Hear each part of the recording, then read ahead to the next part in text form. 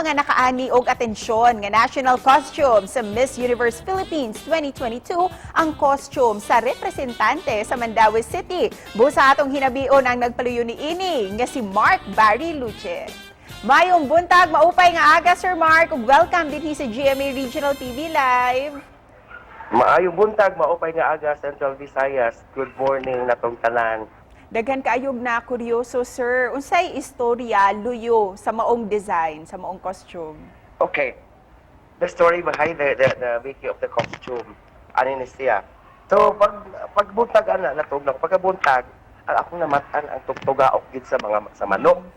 So naaburido ko kay nakabat akong sayo kay tungod sa tugtugaok. And then pagbarugda ko akong siligan gisabot kong sapot kay mga lalaking nagpundok, nagsigig, iskot, nagkukog, kagigog about anang mga tarik-tarik, o din nagsabong-sabong. So, every morning ako routine mo tanaw yung balita.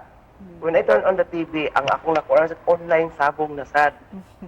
Okay? So, mo siya kung sisit mo, ano siguro ni ang problema.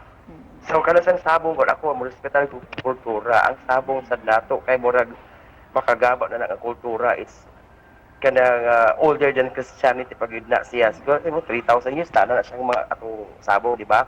But then, sa sabong karon ang atong bagong generation, siguro ang ma-interpret nila sa sabong is di na maayo because of natabo karon na yung source of violence, di ba? Tungod aning online sabong.